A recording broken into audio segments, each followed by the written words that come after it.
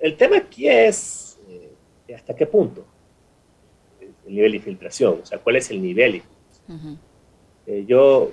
El trabajo sobre todo el trabajo policial y también en el ámbito judicial, no es decir Fuerzas Armadas, que es un tema que hay que darle un abordaje distinto.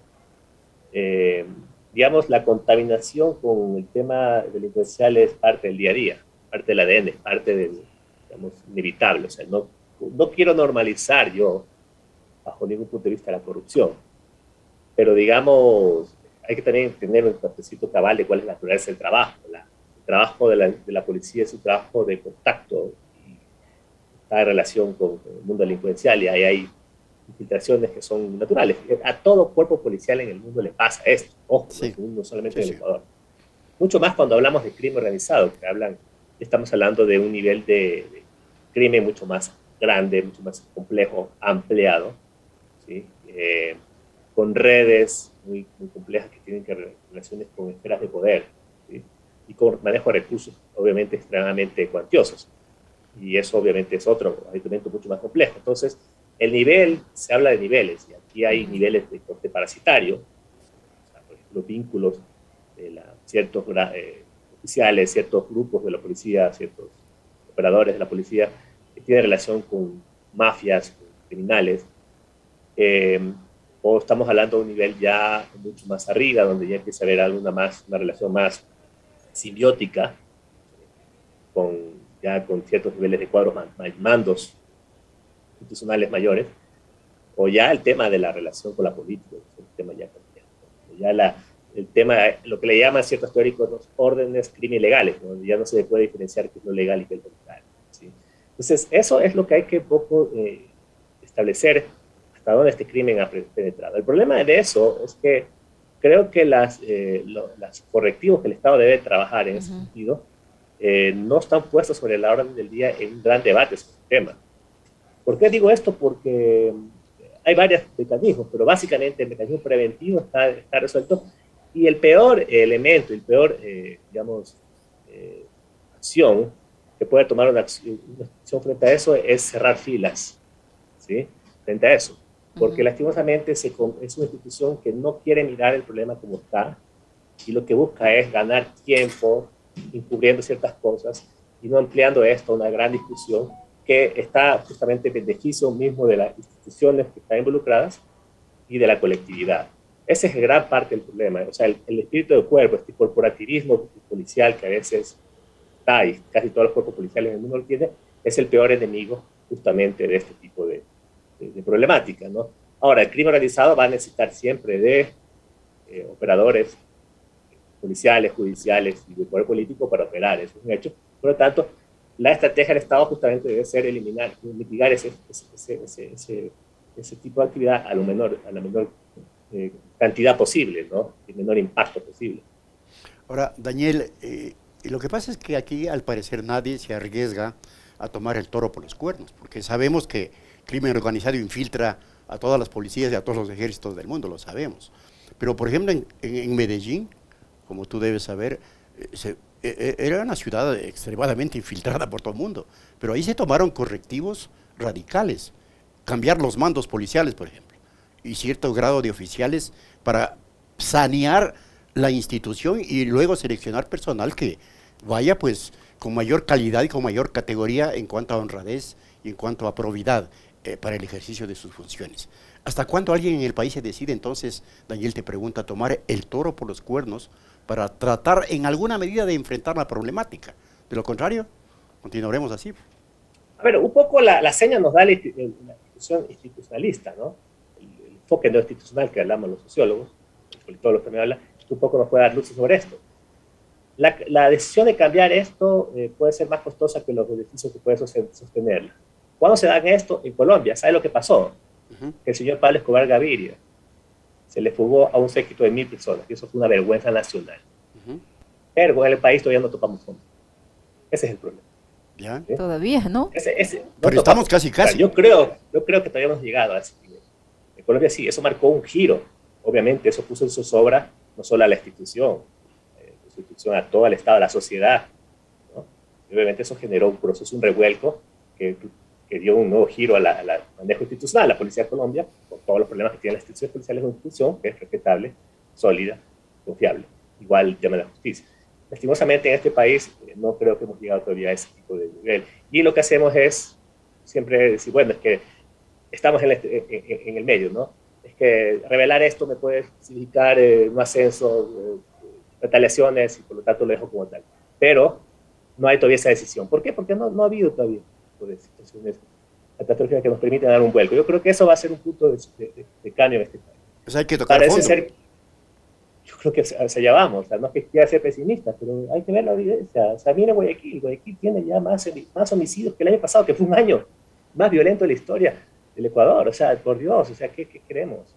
O sea, ayer dice, que se mata entre delincuentes, murió un niño de un año. Entonces sí, que era hijo de padres delincuentes, capaz, pero es un niño.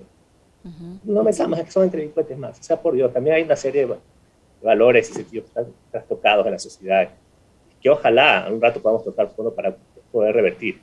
Pero, tal vez no. O sea, también hay la posibilidad que ya normalicemos esto y eso es lo que y eso aparentemente, doctor Pontón, aparentemente eso está ocurriendo porque nos horrorizamos por el maltrato de un pequeño ayer por parte de una madre en la Sierra Centro, nos horrorizamos por el maltrato a un animalito ocurrido aquí en Quito, pero no decimos nada del asesinato de este pequeño de un año que no tiene nada que ver con estas relaciones delictivas de ex policías, de policías y amigos de policías, etcétera, etcétera.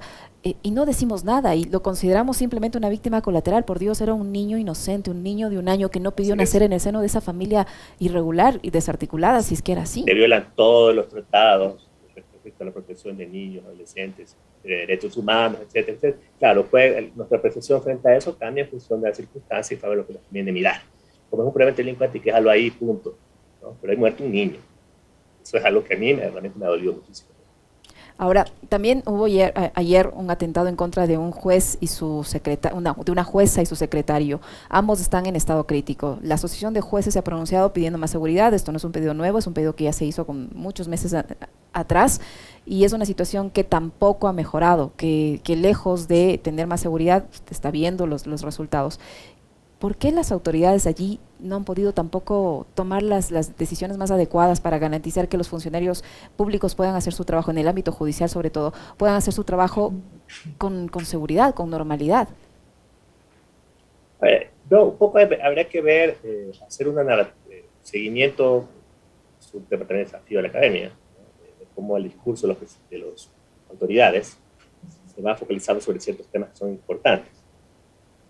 Recién hace un par de meses logré por primera vez escuchar en el equipo del presidente el tema de la impunidad.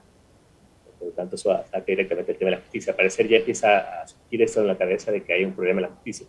El problema es que eso se dijo una vez que ya se instaló el tema de la consulta popular. ¿No? Que la consulta popular tiene unas preguntas que apuntan todo menos eso, salvo el tema de la fiscalía, pero eso es marginal. La fiscal puede instituir sus propios fiscales, pero eso no es un tema sustancial. En el gran trabajo que hay que hacer en el tema de la policía. El tema de los presupuestos. Por ejemplo, el presupuesto de la policía, ¿cuánta plata se invierte, se va a invertir en fortalecer la investigación criminal? El problema que tiene este país es un grave problema que tiene con la justicia. Y aquí hay que apuntarle en el centro para tener un buen diagnóstico y saber a dónde dirigir las prioridades, ¿no? Y aquí, lastimosamente, el trabajo de la justicia no se agota con el trabajo de un solo estamento, una serie de problemáticas están circunscritas. Y ahí, obviamente, hay que tomar en cuenta que estamos en un nivel muy distinto de inseguridad en el país, con penetración de bandas muy criminales, muy avesadas, muy complejas, muy violentas.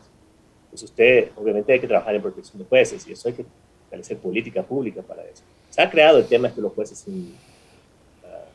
recuerdo bien cómo se llama estos jueces, una cosa así, para el tema del crimen organizado, la selección de jueces para la corrupción, una cosa así. Pero eso no se agota, hay que hacer una serie de acciones sistemáticas que involucran una serie de actores para corregir esto. Pero obviamente todo esto tiene que estar orientado directamente al tema de la impunidad. Esa es gran parte del problema que estamos viviendo en este país, es la impunidad. Pero si no se toman acciones concretas en el ámbito, por ejemplo, de la investigación, Daniel, porque uno no deja de sorprenderse cómo, por ejemplo, los grandes jefes, o no sé si los grandes jefes, pero quienes controlan los cárteles de la droga en el país, presos en las cárceles ecuatorianas, desde allí siguen manejando todo, absolutamente todo, y logran montar verdaderas fuerzas armadas al interior de las propias cárceles, sin que la Pero, seguridad y la inteligencia haga absolutamente nada. pero hemos creído que la extradición va a resolver eso. Yo les recuerdo que en las cárceles nadie puede tener un celular, ¿no?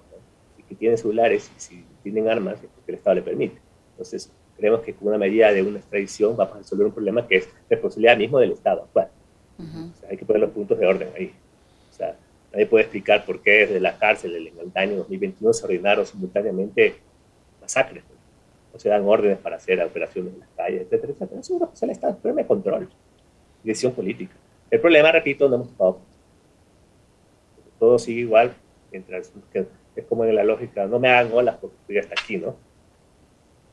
Todo sigue así, pero si seguimos con esa actitud, la situación va a ser extremadamente más.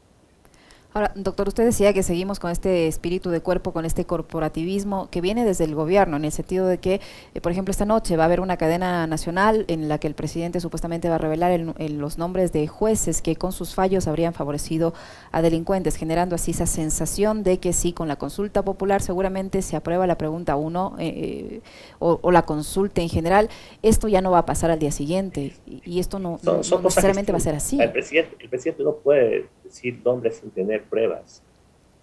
También tampoco se trata de violar esta derecho. El presidente tiene que hacer investigaciones importantes sobre el tema y poner a orden de la justicia las cosas que considere que es importante. ¿Ya? Pero me parecería que estamos en un juego mediático, nada más que eso. Aquí están los jueces. Yo no quiero decir que la policía hay un espíritu de cuerpo a favor de tapar la corrupción, pero yo creo que dado los eventos que hemos visto aquí, ¿no? Todavía, desde mi punto de vista, no hemos tocado fondo y lastimosamente a veces le echamos tierra a esos tipos de eventos y creemos diciendo que no hay que generalizar. Yo estoy de acuerdo que no hay que generalizar, pero hay que tener claro que estamos enfrentando una amenaza muy fuerte y la única forma de enfrentar eso es abriendo las situaciones, generando accountability social, ¿no? Frente a ese tipo de situaciones que no es fácil en el mundo de las instituciones policiales manejar. El tema militar es otra cosa por tratar, porque los militares en teoría no tienen por qué estar ahí. Lastimosamente, dado su nivel de trabajo que viene realizando en los últimos años, el nivel de penetración ya está en Fuerzas Armadas, y eso queda un toque distinto porque el tema militar tiene otro tipo de aristas. Pero el propio secretario de Seguridad, el señor Diego Ordóñez, doctor Pontón, ayer nomás reconocía que es verdad, que hay una infiltración de actividades irregulares en las Fuerzas Armadas, entre ellas la Marina, por ejemplo, donde más de 40 de sus integrantes, tanto en servicio activo como pasivo, aparentemente han sido involucrados en actividades ilegales. Sí, pero eso es un diagnóstico, pero no pasa un nada. diagnóstico, sí, pero eso dice el señor secretario de Seguridad, que es un acumulado. Y que no se puede resolver esto de forma inmediata ni en el corto plazo, que esto va a ser un largo proceso. Pero ¿qué tan peligroso es que se reconozca el problema y no se diga cómo se lo va a resolver? El problema es que si usted no empieza a resolverlo ahora, de pronto en el futuro va a ser resuelto. No va a haber capacidad absoluta de resolver. Eso es el típico, para uno poder cambiar la realidad tiene que empezar ahora, no cuando las condiciones se den, ¿no? Y el problema es que uno no puede guardar con un diagnóstico. El problema es que hay que dar certezas. En seguridad hay que dar certezas. Eso inclusive es el ámbito comunicacional. No hay peor cosa en el mundo de seguridad que generar dudas, incertidumbres, ¿no? Un poco también hay que aprender de eso. Entonces hay que buscar certezas frente a eso, ¿no? Si que usted tiene conocimiento que hay un problema, ¿cuáles son las acciones que el Estado toma frente a eso? Porque si no, quedamos un gobierno que está gobernando en función de un diagnóstico. Bueno, estoy expectante de esta realidad. Por ejemplo, ya ha habido muestras en los últimos 2 años muy agudas por ese tema, el tema de los radares. El tema de los radares es un tema que yo solamente me quedan muchas dudas, porque el gobierno lo anunció con bombos y platillos, diciendo vamos a instalar una nueva época en la interdicción aérea del Ecuador. Pero seguramente se refería al tema del iPad, ¿no?